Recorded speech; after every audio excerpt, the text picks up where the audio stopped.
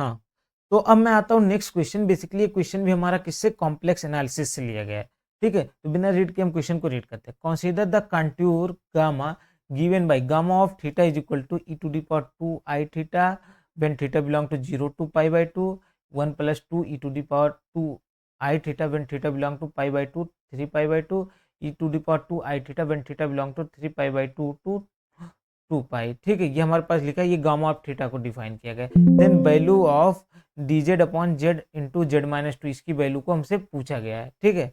इस क्वेश्चन को सॉल्व करने से पहले हमको क्या पता रहना चाहिए, जो क्वेश्चन में डिफाइन किया गया है रीजन। अगर हमको वो रीजन पता होगा तो हम लोग क्या करेंगे, इसको इजिली सॉल्व कर लेंगे। तो सबसे पहले मैं क्या करता हूँ, रीजन को ड्रा करने की कोशिश करता हूँ।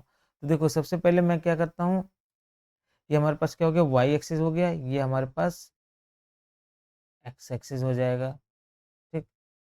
इसको थोड़ा सा, ये हमारे पास हो गया। अब हम क्या करते हैं, अब देखो मैं आपके पास यहाँ पे पॉइंट्स को नंबरिंग कर देता हूँ, एक मिनट। देखो ये मैंने क्या बनाया, 1 बना दिया, ये -1, ये 2 बना दिया, ये -2, ठीक है। ये 3 बना दिया, ये क्या हो जाएगा, -3 हो जाएगा। मैंने ये 3 सर्कल बनाने, ये ऐसे छोटे छोटे पॉइंट्स बनाए, आप चाहो तो थोड़ा सा बड़ा भी बना सकते हो, ठीक है। अब हम क्या करते हैं, पहले सबसे पहले मैं क्या करता हूँ, एक छोटा सा सर्कल बनाता हूँ जो कि 1 रेडियस का होगा, ठीक है। तो आपको ये सर्कल आई होप दिख रहा होगा, ठीक। इसके लिए मैं क्या करता हूँ, कलर लेने का काम कर देता हूँ अभी। हम्म, तो देखो जब क्या कह रहा है, पहला हमारे पास हम क्या करते हैं, इस कर्व को ड्रॉ करने का काम करेंगे। तो देखो पहला क्या कह रहा है, जेड इज इक्वल टू क्या होगा, e to the power 2 i theta हो जाएगा, ठीक है। जब थीटा आपके पास कहाँ पे बिलोंग करने का काम करेगा, 0 से पाई बाई 2 के बीच में, ठीक है। हम लोग क्या कर रहे हैं, जेड के मतलब ये कर रहे हैं कि कौन कौन से वो जेड हो सकते हैं, तो हम लोग ऐसे बता रहे हैं, ठीक। देखो यहाँ पे क्या हो रहा है, अगर आप देखो z is equal to r की पावर आई थीटा, ये हम लोग जानते हैं पोलर रिप्रेजेंटेशन होता है जेड का, ठीक है। तो ये क्या होता है, मैंने नॉर्मली क्या किया, उस कर्व को ड्रॉ करने का काम किया। तो जेड इक्वल टू आर की पावर आई थीटा, ये क्या होता है, एक सर्कल को बनाता है, पोलर रिप्रेजेंटेशन ऑफ जेड होता है, जहाँ पे आर किसको डिनोट करता है, रेडियस वेक्टर को, सॉरी।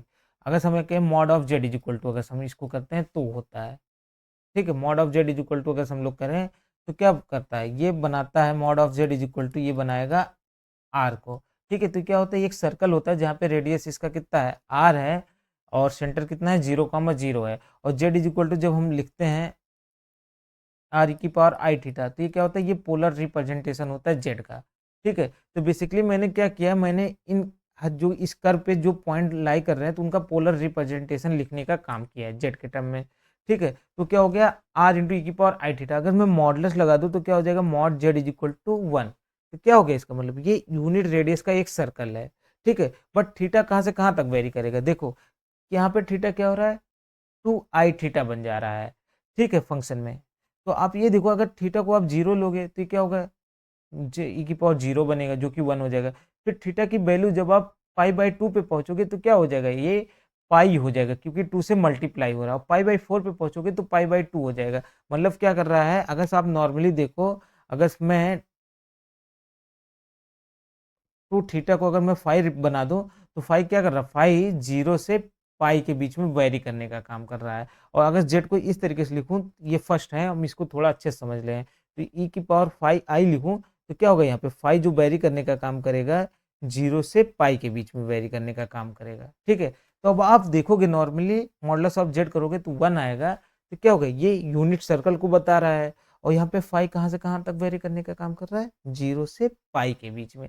इसका मतलब क्या हुआ, ये हाफ सर्कल को बताने का काम कर रहा है। मैं चाहूँ तो यहाँ पे ऐसे थोड़ा सा लाइनिंग भी कर दे रहा हूँ, तो क्या हुआ, हाफ सर्कल को बताने का काम कर रहा है। फिर जब जेड इज इक्वल टू, हम लोग क्या करते हैं, अगला कर्व, इस कर्व के लिए अगर इस कर्व पे जो जो पॉइंट लाई करेंगे, अगर उनको हम लिखना चाहें तो क्या बनेगा हमारे पास, ठीक है। आई होप आपको ये वाला समझ में आ गया होगा कि ये कर्व कैसे हाफ सर्कल बना, ठीक। अब दूसरा हम लोग आते हैं इस सेकंड वाले पे। तो सेकंड के लिए मैं नेक्स्ट पेज पे चला जाता हूँ। तो जेड इज इक्वल टू क्या होगा, 1 + 2 ई की पावर 2 आई थीटा।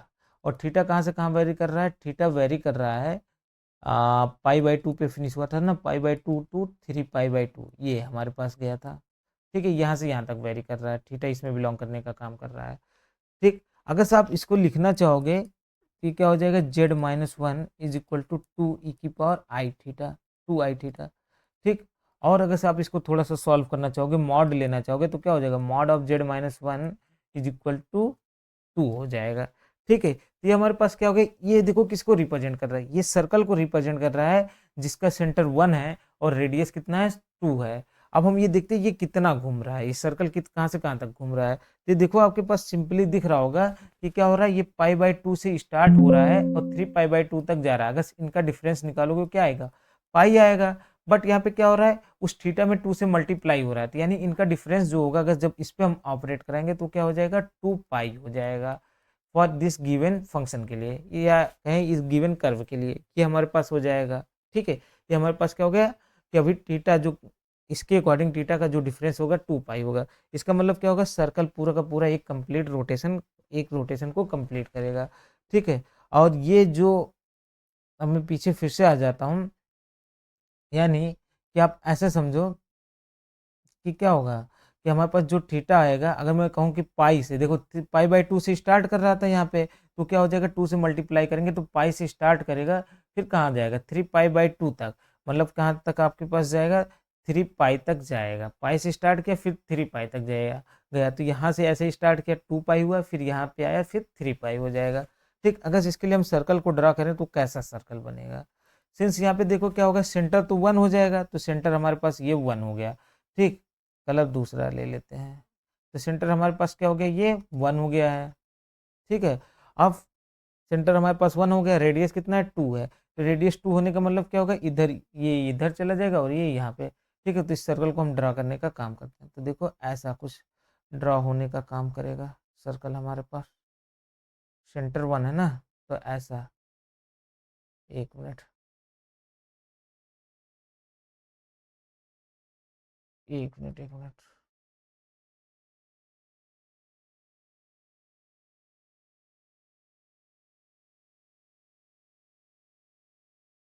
तो देखो हमारे पास क्या हो गया, सेंटर बन गया।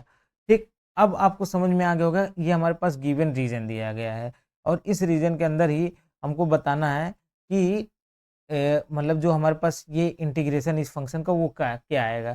ठीक है, तो अब देखो इस फंक्शन का इंटीग्रेशन निकालना है, इसका इंटीग्रेशन निकालने के लिए पहले हमको क्या करना होगा, सिंगुलरिटीज पता रहना चाहिए, और सिंगुलरिटीज के लिए क्या होगा, जो डिनोमिनेटर उसकी जीरोज निकाल लेते हैं। तो क्या हो जाएगा हमारे पास, हो जाएगा z into z minus two is equal to zero, implies that इसके जीरोज क्या क्या आ गए, एक z is equal to zero आ गया और एक z is equal to two आ गया। ठीक है, अब हमको क्या करना, अब हमको इसको इंटीग्रेट करना होगा, यही करना है ना हमको, रेसिड्यू निकालना होगा, रेसिड्यू एट जीरो, तो residue at z is equal to zero, ये हमको करना है। ठीक है, तो जब residue at z is equal to zero करेंगे तो क्या आ जाएगा हमारे पास, limit z tending zero, z upon